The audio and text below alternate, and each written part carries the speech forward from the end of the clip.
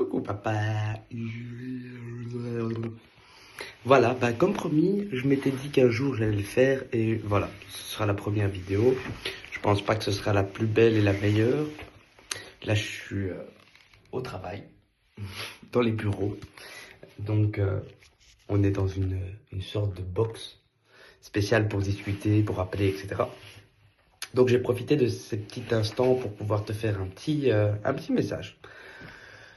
Donc voilà, ben, aujourd'hui nous sommes le lundi, que je dise pas de bêtises, je crois qu'on est le lundi 20. On va le regarder ensemble sur ma montre. Donc effectivement, je sais pas si tu vois. Attends, ben, je sais pas si... Oh, c'est pas le retourné, c'est dommage ça. Le lundi 20, le 20 janvier 2025. Ça y est, l'année est passée. Et il est 10h35. Je sais pas si on voit. Je sais pas. Voilà. Et 10h25. 10h35, pardon. 10h35.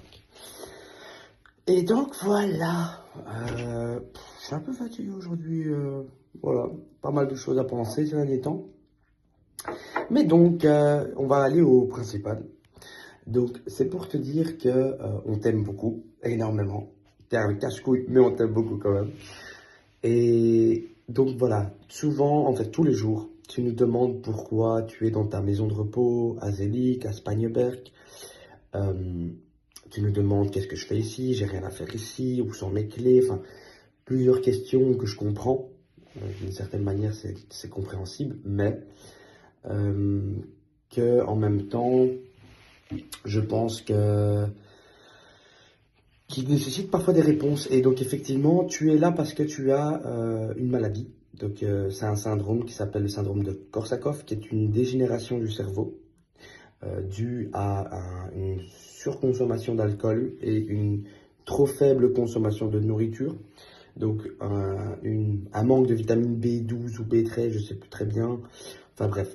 Donc tout ça pour dire que ton cerveau a eu des séquelles assez importantes. Parce que tu as eu une période de ta vie où tu étais très très mal et tu t'es un peu retourné vers l'alcool, certainement pour essayer de te remonter un peu, sauf que ça n'a pas aidé. Ça a fait pire que bien. Et donc voilà, donc ça a fait des gros dégâts, malheureusement ils sont irréversibles. Moi je pense que ça peut être réversible, mais les médecins disent que non.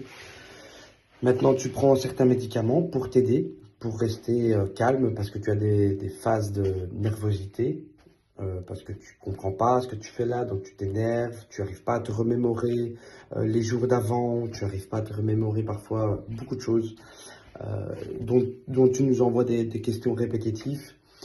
Et c'est pour ça que je me suis dit, bah, pourquoi pas faire une vidéo ou des vidéos, peut-être tous les jours, quand j'ai la possibilité de le faire, pour t'expliquer un peu les choses autrement. Et que voilà, comme ça, quand tu as des questions, je peux t'y répondre aussi. Et tu regardes simplement la vidéo, alors comme ça, tu vois qu'il y a un petit suivi pour t'aider aussi. Et donc, tu as aussi un petit problème au foie à cause de ce même problème que tu as eu avec l'alcool.